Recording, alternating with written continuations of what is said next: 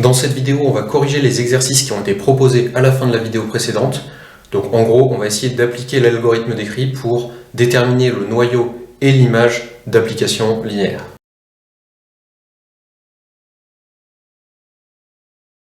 On va commencer avec le premier exercice où on a une application qui va de R3 dans R3. Sa matrice, ça va être 1, 3, moins 1, 2, 0, 1 et 1, 1, 0. Et on va essayer du coup d'échelonner cette matrice en colonne pour obtenir à la fois le noyau et l'image. Donc en dessous, on va mettre la matrice identité. Là, la dimension de départ c'est 3, donc on prend la matrice identité de taille 3. Bon, soit vu qu'elle est carrée, il n'y a pas de piège, mais dans d'autres contextes, c'est bien la dimension de départ qu'on met ici. Et maintenant, on peut échelonner notre matrice. Donc, sur la première colonne, on n'y touche pas. Et c'est à partir de la deuxième colonne qu'il faut commencer à agir.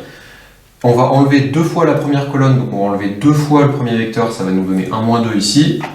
Ça va faire donc 0, moins 6 et 1, moins 2 fois moins 1, donc 3. Et là, on va enlever une fois la première colonne, donc ça va nous donner moins 1, 0, 1. Et ça nous donne donc 0, moins 2 et 1. On peut encore continuer.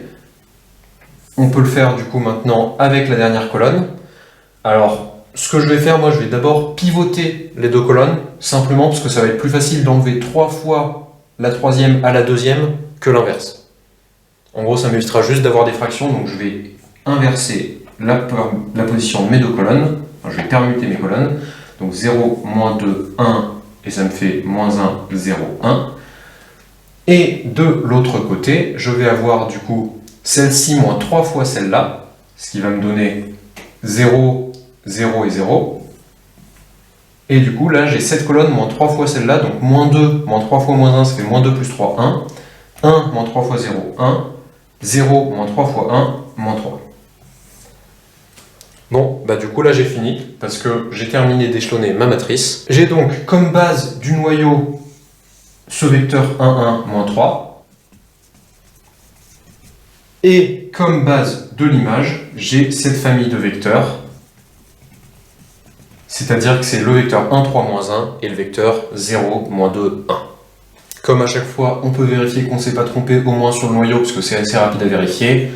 1, 1 et moins 3, donc 1 plus 2 moins 3, ça fait bien 0. 3 fois 1 moins 3, ça fait bien 0. Moins 1 plus 1, ça fait bien 0. Donc visiblement, on ne s'est pas trompé.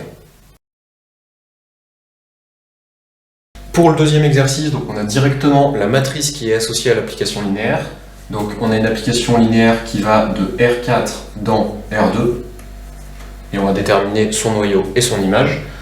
Bah, déjà pour l'image, elle a deux lignes qui ne sont pas proportionnelles, donc elle est de rang au moins 2, donc elle est de rang 2. Bah, du coup elle est surjective.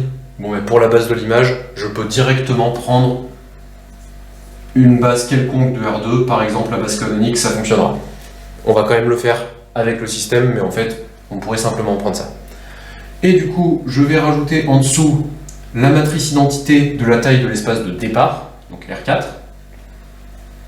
Ça me fait donc l'identité de taille 4. Et on va pouvoir appliquer notre système. Là j'ai un 2, ça va pas forcément être très pratique comme pivot. Alors ici j'ai une colonne où j'ai un 1 et en plus sur la deuxième ligne ça sera un 0, donc ça va pas être compliqué du tout pour les soustractions. Donc je pourrais soit inverser la première et la quatrième, soit tout décaler de 1. Je vais tout décaler de 1, mais je pense pas qu'il y ait une méthode qui soit meilleure que l'autre. Du coup ça me donne 1, 0 et 0, 0, 0, 1 comme première colonne. Et après, je vais avoir 2, 1, 4, moins 1 et moins 1, 3, avec du coup 1, 0, 0, 0, 0, 1, 0, 0 et 0, 0, 1 et 0. Maintenant, je peux échelonner ma matrice. Donc pour ça, j'ai juste à ma première colonne, je ne la touche pas et je vais faire en sorte d'avoir que des zéros sur les 3 lignes suivantes. Du coup, ici, il faut que j'enlève 2 fois cette colonne-là, donc je vais avoir un moins 2 pour pouvoir créer un 0 ici. Le reste de la colonne, il est inchangé parce que je vais ajouter des 0, ça ne change rien. Et du coup, sur ma colonne, j'ai un 0 et là j'ai un 1. Ce 1 il est inchangé parce que vu que c'était un 0 ici, bah, je vais enlever 2 fois 0, ça ne change rien. Maintenant, je vais enlever 4 fois la colonne, donc je vais avoir un moins 4, et le reste qui ne bouge pas, et je vais ajouter une fois la colonne, donc je vais avoir un 1. Très bien, là j'ai presque fini, il me reste juste à faire disparaître ce moins 1 et ce 3 en utilisant ce 1 comme pivot. Donc ça va me donner la première colonne, elle ne bouge pas, et la deuxième non plus. 0, 1, et donc 1, 0, 0, moins 2.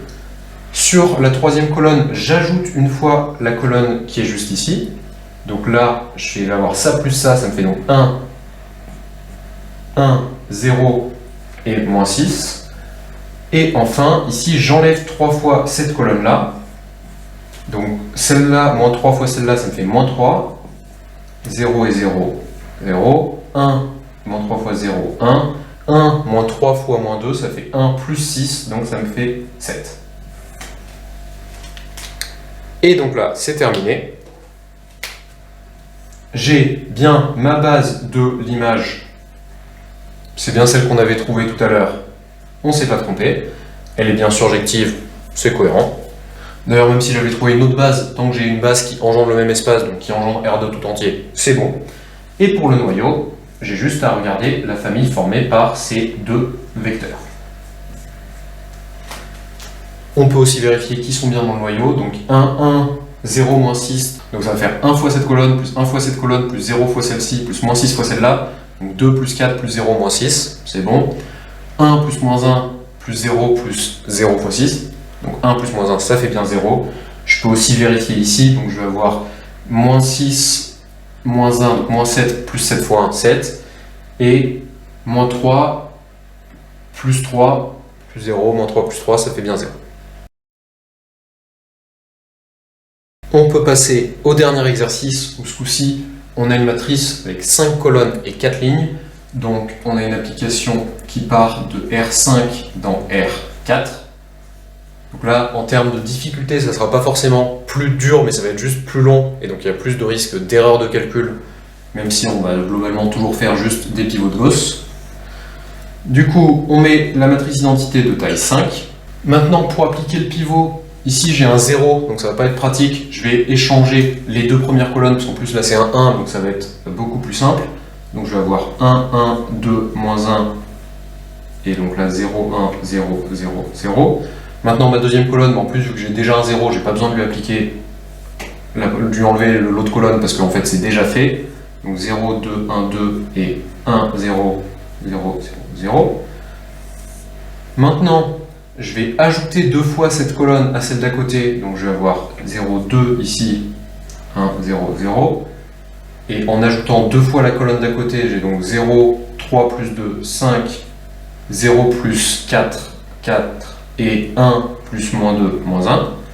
Là, je vais ajouter 4 fois la colonne d'à côté, donc je vais avoir 4 ici, donc je vais avoir 8 plus 4, 12, 1 plus 4 fois 2, 9, et 4 plus 4 fois moins 1, 0. Pour la dernière, j'ai juste à ajouter une fois la colonne, donc je vais avoir 0, 1, 0, 0, 0, 1, et donc moins 1 et 1, 0, c'est bien ça, 6 et 1, 7, 3 et 2, 5, et enfin 2 et moins 1, 1. Et donc erreur de recopiage, ici c'était bien un 1 et pas un moins 1. Ok, maintenant je vais pouvoir continuer mon pivot pour faire apparaître des zéros sur cette deuxième ligne. Mon pivot ça va être ce 2. Donc là je vois deux manières de faire. Soit je divise toute cette colonne par 2 pour faire apparaître un 1. Le problème c'est qu'après je vais avoir des fractions avec des demi et je pense que ça va un peu m'embêter. Du coup là je vais plutôt le faire autrement, je vais plutôt multiplier les autres colonnes par 2 de manière à avoir un nombre pair à chaque fois. Et donc comme ça je pourrais enlever un nombre de fois entier la deuxième colonne aux autres pour former des zéros. Donc concrètement, la quatrième colonne, elle a déjà un 12 qui est pair, c'est bon, mais la troisième et la cinquième, je vais les multiplier par 2.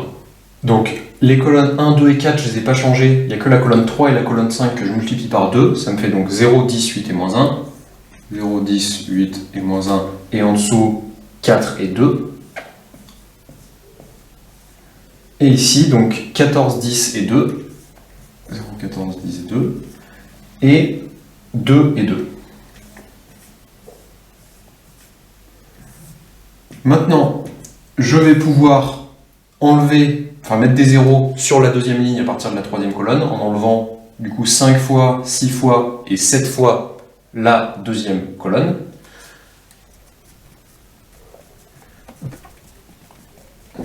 Donc sur la troisième colonne, j'ai 0, après 10 moins 5 fois 2, justement je fais en sorte que ça soit 0, puis 8 moins 5 fois 1, ça fait 3, et moins 1, moins 2, et donc moins 2 moins 5 fois 2, ça fait moins 2 moins 10, donc moins 12.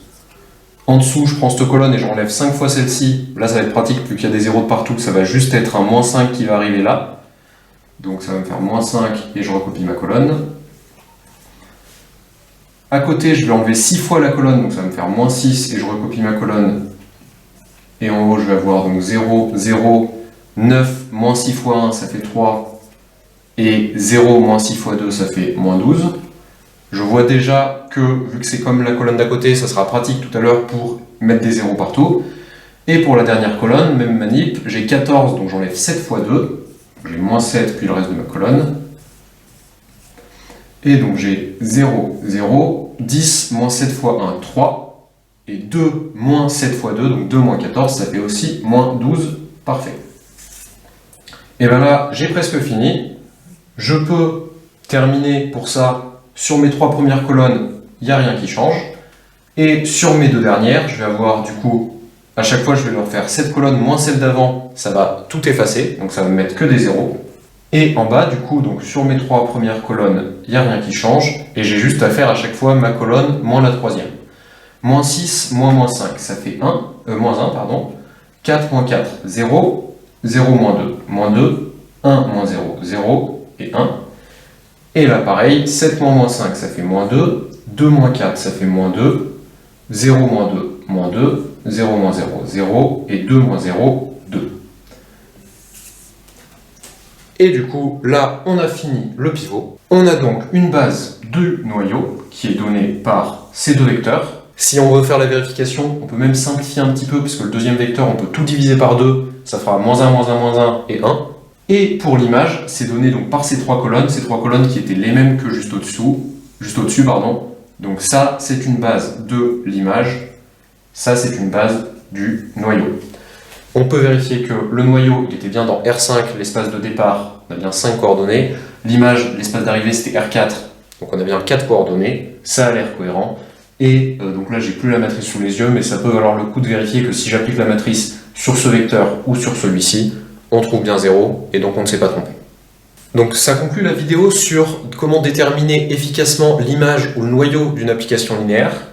Il n'y a pas forcément besoin d'utiliser ça pour le faire, parce qu'en fait, déterminer le noyau, ça revient juste à résoudre un système, mais je trouve que cette méthode, elle permet d'aller un peu plus vite, parce qu'en fait, on fait un 2 en 1. Et typiquement, là, quand on a une matrice très très grande, donc avec 5 colonnes et 4 lignes, si on devait déterminer le noyau tout court, ou l'image tout court, ça irait, mais si on devait faire une fois un système pour déterminer le noyau, puis ensuite un autre système ou d'autres calculs pour déterminer l'image, ça serait super long, alors que là, en fait, c'était quand même un petit peu plus rapide. Enfin, une dernière remarque sur ces systèmes. En pratique, ça vaut le coup de toujours vérifier, notamment quand on a beaucoup de nombres, parce qu'une erreur de calcul ou une erreur de signe ou une erreur de recopiage est vite arrivée. Et d'expérience, si on voit une erreur ici, c'est assez difficile de retrouver où est le problème.